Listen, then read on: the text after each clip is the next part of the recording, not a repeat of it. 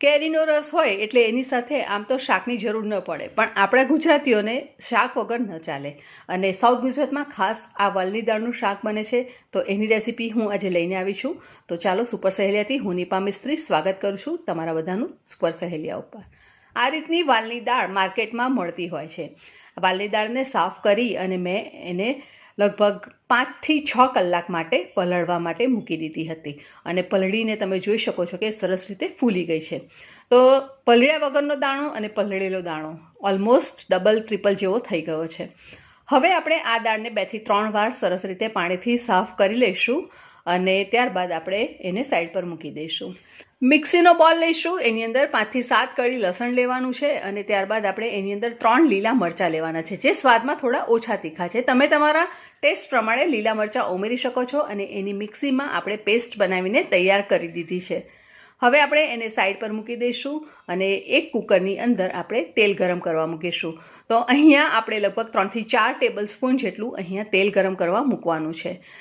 તેલ ગરમ થાય એટલે આપણે અડધી ચમચી રાઈ, અડધી ચમચી અજમો નાખવાનો, અને અજમાનો ટેસ્ટ તમને વધારે ગમે તો તમે થોડો વધારે પણ ઉમેરી શકો છો, કેમ કે અજમો એ પાચન ક્રિયા આપણી સરસ રીતે સુધારે એનું કામ કરે છે, અને વાલની દાળ પચવામાં ભારે હોય છે અને વાયડી પણ હોય છે, જેથી અજમો ઉમેરવાથી વાલની દાળ સરસ રીતે આપણાને પચી જશે અને સ્વાદમાં પણ ખૂબ જ સરસ લાગશે.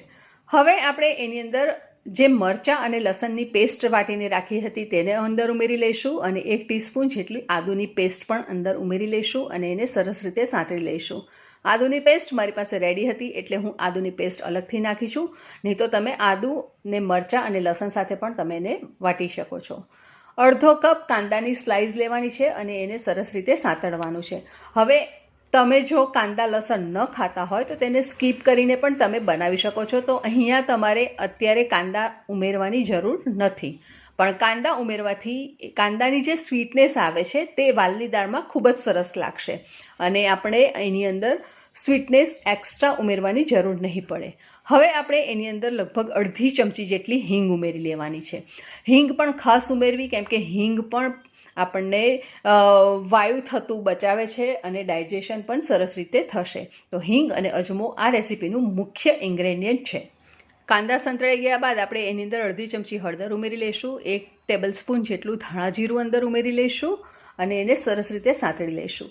હવે આ લેવલે તમારે જો લાલ મરચું ઉમેરવું હોય તો તમે થોડું 1/2 ટીસ્પૂન જેટલું લાલ મરચું ઉમેરી શકો છો, પણ મેં લીલું મરચું જ અહીંયા ઉમેર્યું છે, અને એ પણ ઓલરેડી મેં માપનું સરસ લઈ લીધું છે, એટલા માટે હું અહીંયા લાલ મરચું નહીં ઉમેરું અને એને સ્કીપ કરી રહી છું. તો મસાલાને સરસ રીતે સાંતળી લેવાના છે, અને જો તમને એવું લાગે કે બોટમમાં નીચે ચોંટે છે તો થોડું 1-2 ચમચી જેટલું પાણી ઉમેરવાનું, જેથી કરીને મસાલા સરસ રીતે સંતળાઈ પણ જશે અને બિલકુલ ચોંટશે પણ નહીં. તો આ રીતે સરસ કાંદાની સાથે મસાલા પણ સરસ સંતળાઈ ગયા છે, અને હવે આપણે જે પલાળીને રાખેલી છે વાલની દાળ એને અંદર ઉમેરી લઈશું. વાલની દાળને ઉમેર્યા બાદ એને સરસ રીતે આપણે મિક્સ કરી લેવાની છે. તો આ વાલની દાળને ઘણા લોકો સળંગ વાલની દાળ કહે છે, અને ઘણા લોકો વાલની દાળ કહેતા હોય છે, અને અહીંયા સાઉથ ગુજરાતમાં રસ સાથે ખાવામાં આવે છે ખાસ. અને હવે આપણે એની અંદર લગભગ અડધો કપ જેટલું પાણી અહીંયા ઉમેરી લીધું છે. અડધો કપમાં લગભગ 2 ચમચી જેટલું ઓછું એવું પાણી મેં અહીંયા લઈ લીધું છે, અને એને સરસ રીતે આપણે મિક્સ કરી લેવાનું છે. હવે આપણે એની અંદર ઉમેરી લઈશું સ્વાદ પ્રમાણે મીઠું, અથવા તો તમારે 1 ટીસ્પૂન કરતાં થોડુંક ઓછું એવું અહીંયા મેં મીઠું લઈ લીધું છે.